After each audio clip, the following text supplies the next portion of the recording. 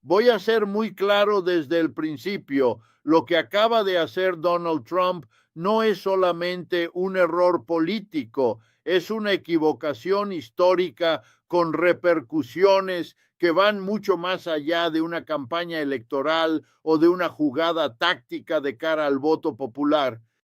Estamos hablando de una decisión que afecta directamente la ya frágil estructura económica de los Estados Unidos en un momento donde la economía global está al borde de una transformación sistémica profunda. No es una exageración. Lo que está en juego no es solamente el futuro de una administración, sino el lugar que ocupará la economía estadounidense en el mundo durante las próximas 2 o 3 décadas. Y la mayoría de la gente no lo está viendo, no lo quiere ver. Se está quedando en la superficie del espectáculo mediático, en los titulares escandalosos, en las declaraciones cargadas de emocionalidad pero vacías de contenido estructural. Y mientras tanto, debajo de todo ese ruido, lo que está ocurriendo es un reordenamiento brutal de las reglas del juego. La decisión de Trump de revivir ciertas políticas arancelarias como mecanismo de protección local no es simplemente un retroceso hacia políticas económicas ya superadas por la historia.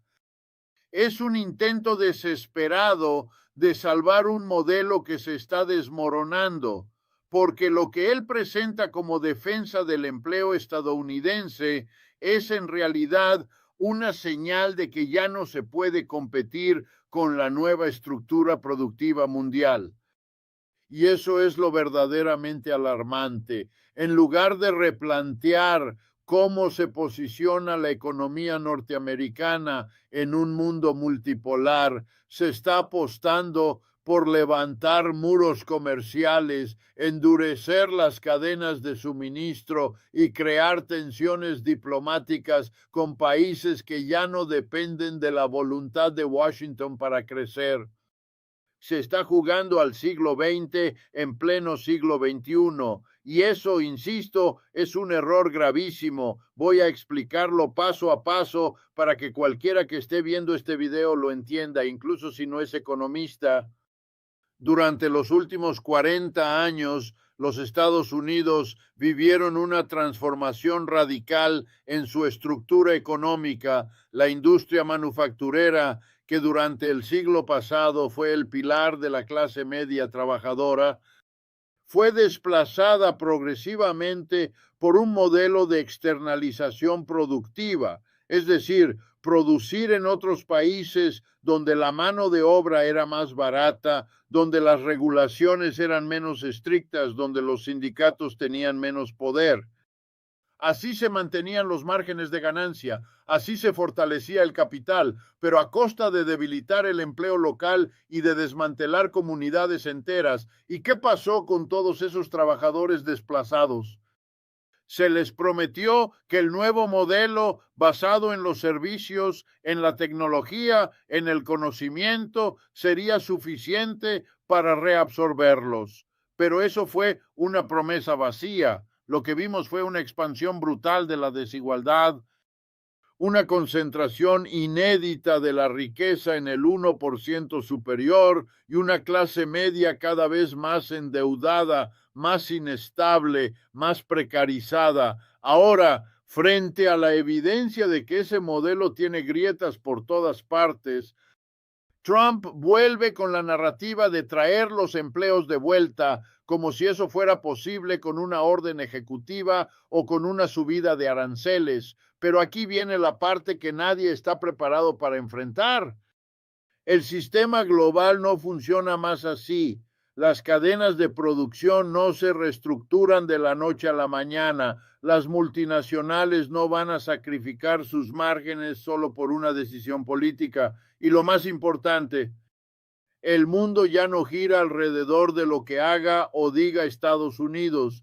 Mientras Trump intenta imponer su visión de una América autoabastecida, otras potencias están consolidando acuerdos estratégicos para crear una economía menos dependiente del dólar, menos controlada, por las instituciones occidentales y más orientada a la cooperación regional. Estoy hablando de bloques como los BRICS, de acuerdos bilaterales en monedas locales, de inversiones tecnológicas en el sur global que están cambiando las reglas del juego.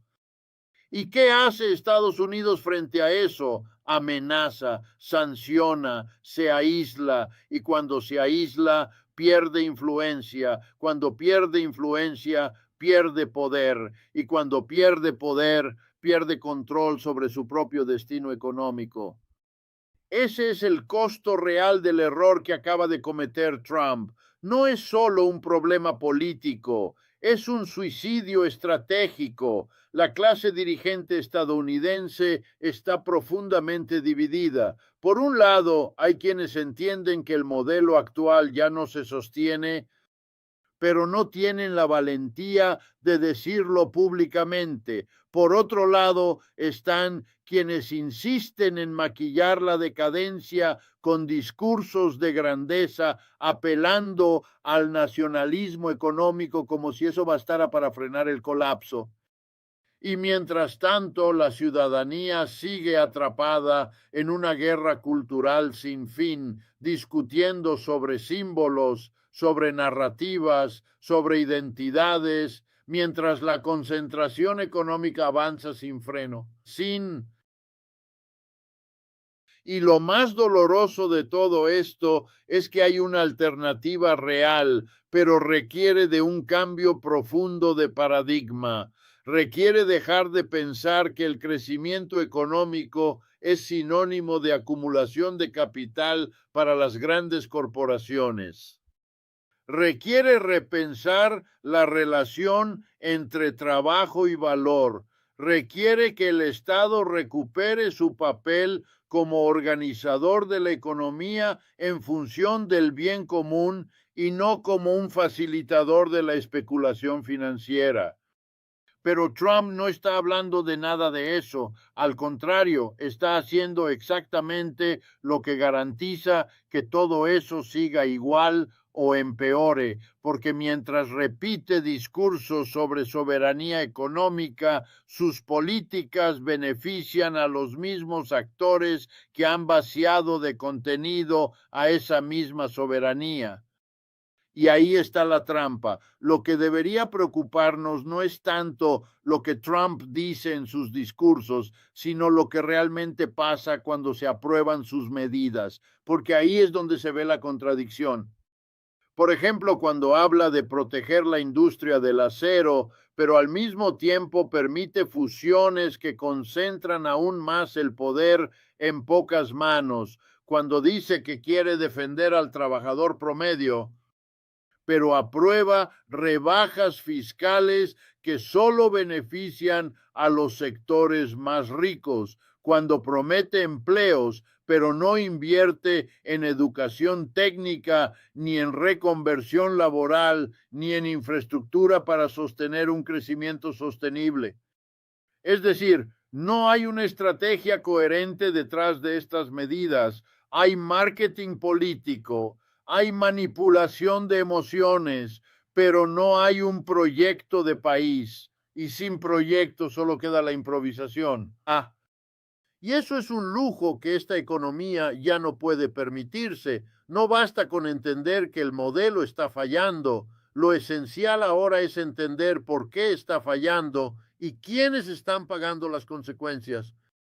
Porque si solo diagnosticamos la crisis sin señalar a los responsables, terminamos alimentando el cinismo, y el cinismo es el mejor aliado del statu quo.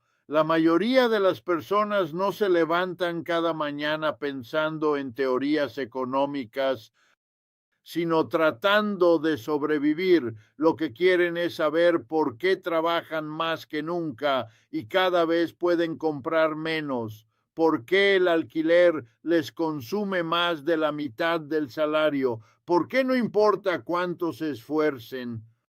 Siempre están al borde del colapso financiero. Cuando Trump insiste en que el verdadero enemigo es externo, los productos extranjeros, los inmigrantes, las reglas globales, lo que hace es consolidar ese sistema. Porque el problema no está en lo que viene de fuera, el problema está en que lo de dentro ya no funciona para la mayoría y eso es mucho más difícil de aceptar. Requiere mirar a los ojos a las corporaciones que financian las campañas.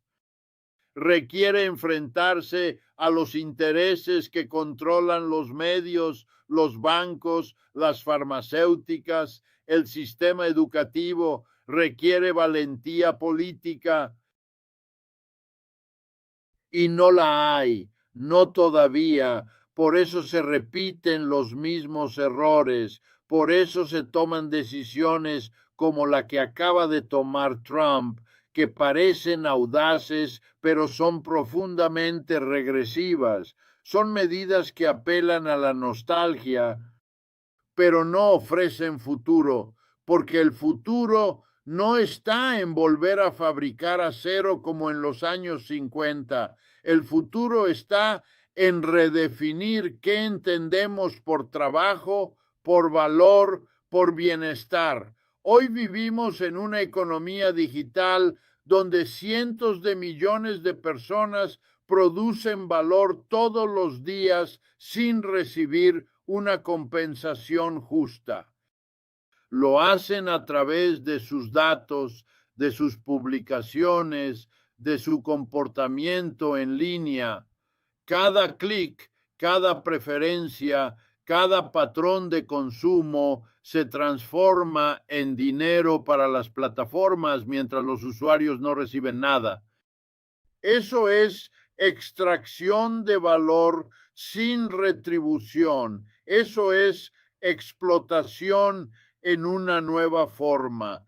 Pero como no se parece al trabajo industrial del siglo pasado, no lo reconocemos como tal. Y mientras tanto, las viejas formas de trabajo tampoco han desaparecido.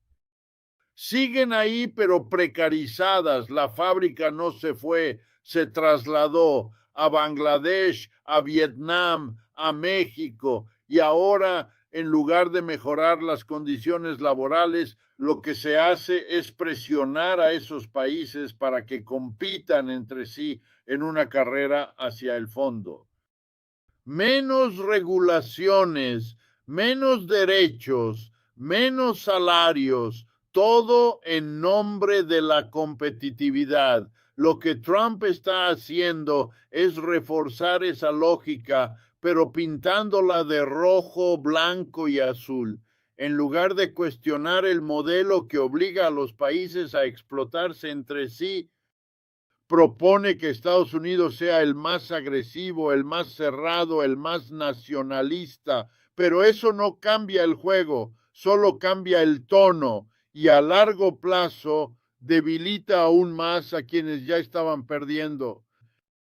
Cuando me preguntan por qué los líderes políticos no hablan de estos temas con claridad, mi respuesta es simple, porque hacerlo implicaría cuestionar los intereses que los sostienen, y esos intereses no están dispuestos a ceder ni un centímetro.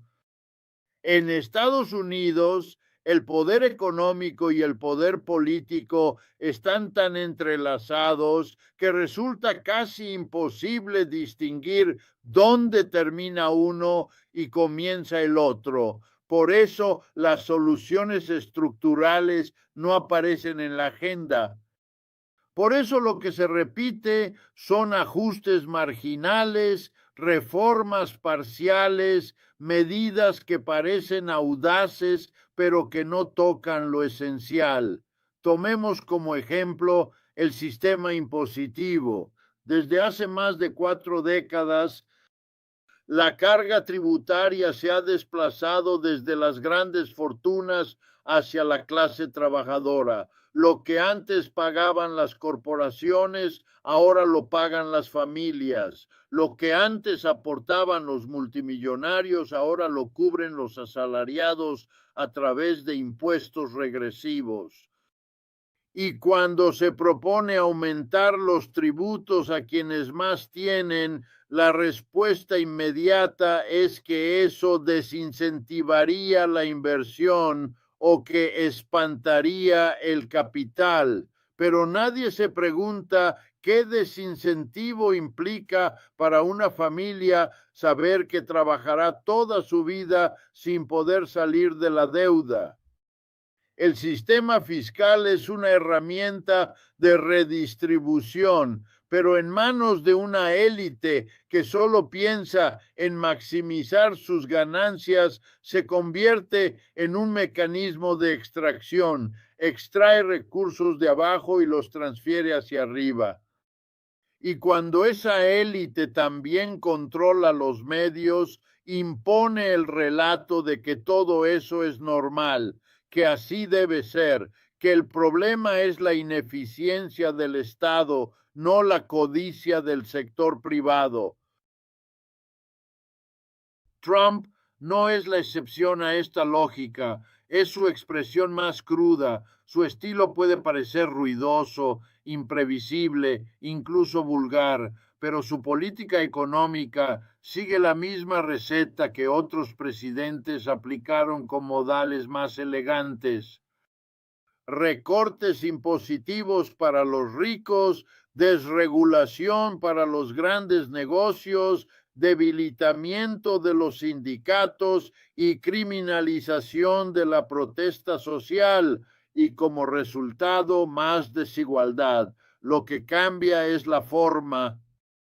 En lugar de justificar esas políticas con tecnicismos, Trump las presenta como una cruzada heroica contra un sistema que en realidad lo beneficia. Así logra convencer a millones de personas de que está de su lado.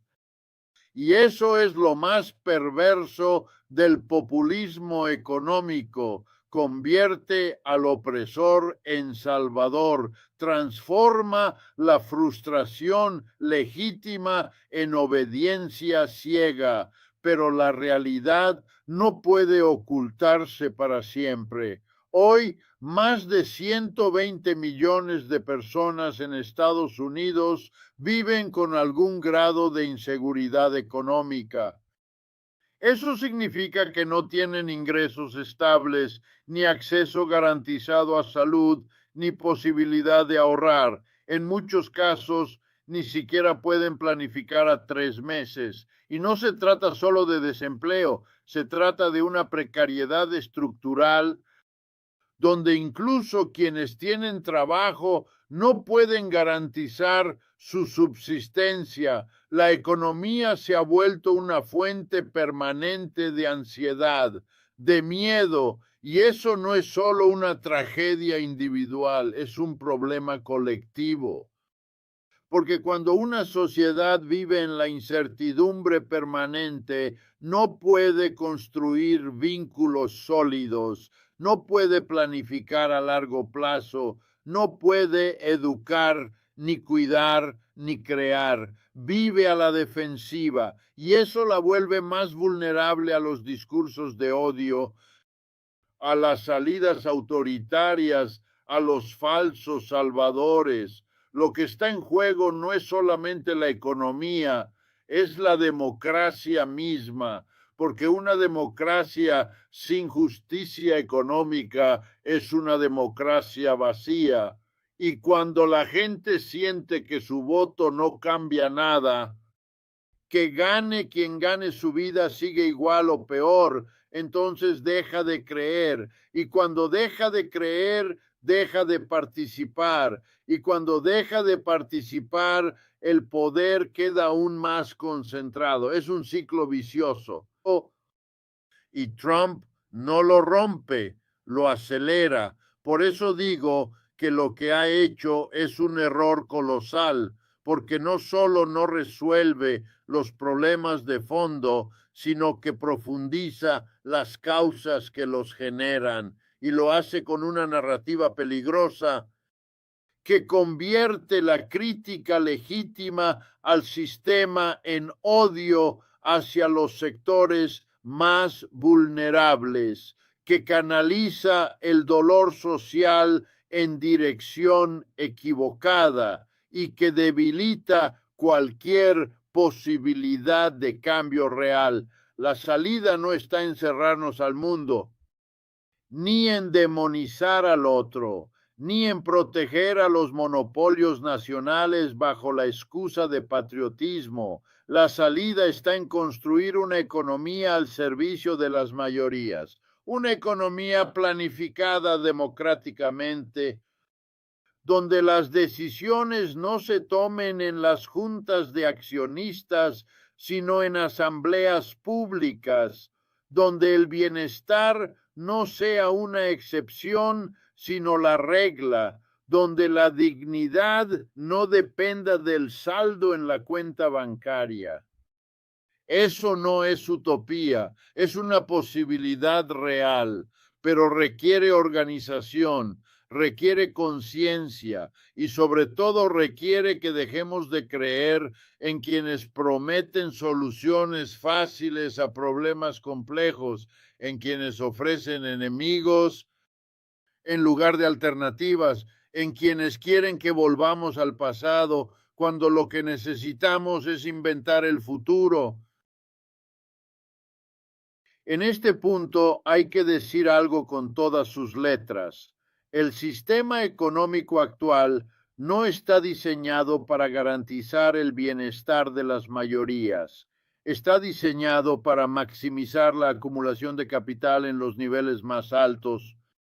Y eso no es una teoría, es una constatación empírica. Lo vemos en los indicadores, lo vemos en los presupuestos, lo vemos en las leyes que se aprueban cada año. Las decisiones se toman desde una lógica de rentabilidad privada, aunque impliquen costos sociales masivos. Trump no ha cambiado eso. Al contrario, ha llevado esa lógica al extremo, envolviéndola en un discurso emocional que apela a la identidad nacional, pero que en el fondo solo beneficia a las grandes fortunas. Mientras tanto, quienes votaron por él con la esperanza de recuperar seguridad económica siguen esperando, siguen endeudados, siguen con trabajos temporales, siguen pagando seguros médicos inalcanzables, siguen enviando a sus hijos a escuelas públicas abandonadas por los recortes, pero lo hacen convencidos de que están peleando contra el sistema cuando en realidad están siendo usados por él, porque ese es el gran truco del modelo neoliberal en su fase más avanzada. Logra que quienes más sufren sus consecuencias sean los más fieles defensores del statu quo. ¿Cómo lo hace? Mediante la fragmentación, mediante el miedo, mediante la falsa promesa de que si aguantas un poco más, si compites un poco mejor, si trabajas un poco más duro, vas a salir adelante. Pero no es cierto, porque el sistema está amañado, porque las cartas están marcadas, porque el ascensor social está roto desde hace años. En una economía sana, el trabajo debería ser una vía de inclusión, de dignidad, de estabilidad, pero hoy en Estados Unidos más de 50 millones de personas tienen empleos que no les permiten cubrir sus necesidades básicas. No porque no trabajen suficiente, sino porque el sistema se ha acostumbrado a extraer cada vez más y dar cada vez menos. Ese es el corazón del problema. La relación entre capital y trabajo se ha desbalanceado de forma tan brutal que el propio concepto de mérito ha perdido sentido y no podemos seguir aceptando eso como si fuera inevitable. No lo es. Hay formas concretas de revertir esta situación. Por ejemplo, aumentar el salario mínimo a niveles reales de subsistencia, fortalecer la negociación colectiva para que los trabajadores recuperen poder frente a los empleadores, gravar fuertemente la riqueza acumulada que no se reinvierte en la economía real, desprivatizar servicios esenciales como la salud, la educación y la energía, invertir en infraestructura pública, en ciencia, en cultura, no como gasto, sino como base del desarrollo. Pero para eso hace falta voluntad política. Y la voluntad política no surge sola, se construye desde abajo, con organización, con debate, con presión social. No va a venir desde la cima, mucho menos de figuras como Trump, cuya trayectoria está marcada por la especulación, la evasión, el oportunismo. No hay un solo elemento en su historial que sugiera interés por la justicia económica, todo lo contrario. Su legado es el endeudamiento masivo, la desregulación irresponsable y la legitimación de una cultura empresarial depredadora. Y sin embargo, sigue siendo presentado como un hombre del pueblo, como si ser rico fuera una prueba de éxito en lugar de una consecuencia de haber jugado con reglas trucadas, como si el hecho de haber quebrado empresas, evadido impuestos y explotado trabajadores lo convirtiera en un ejemplo a seguir. Esa es la perversión de nuestra cultura económica, confundir el poder con la virtud, la riqueza con la sabiduría, la arrogancia con la verdad. La gran tarea de nuestro tiempo es desmontar esa narrativa, mostrar que hay otra forma de hacer economía, una que no se base en la competencia permanente, en la exclusión sistemática, en la desigualdad institucionalizada, una economía donde la riqueza no se mida solo por la acumulación de bienes, sino por la calidad de vida de la población, donde el éxito no sea un privilegio de unos pocos, sino una posibilidad para todos.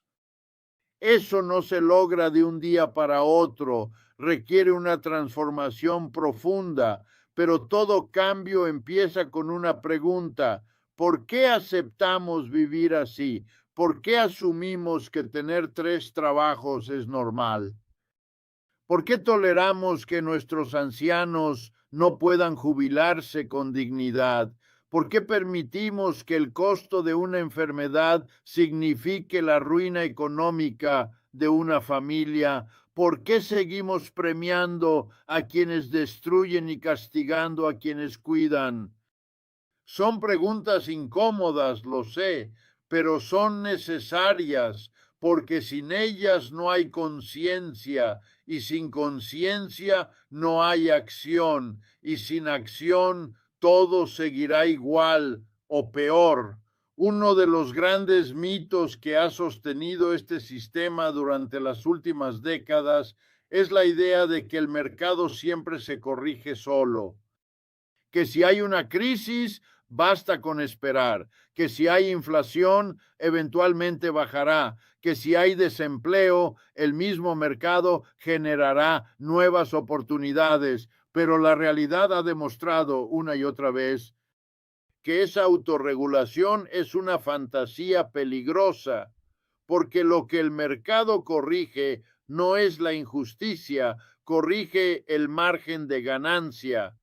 Y cuando ese margen peligra, los que terminan pagando la cuenta no son los especuladores, ni los bancos, ni las grandes corporaciones, son los trabajadores, son las familias, son los estudiantes, los jubilados, los pequeños negocios. La pandemia nos dio una lección brutal sobre esto. Mientras millones de personas perdían sus empleos, sus ingresos, sus hogares, los multimillonarios de este país aumentaban su fortuna en más de $1 billón.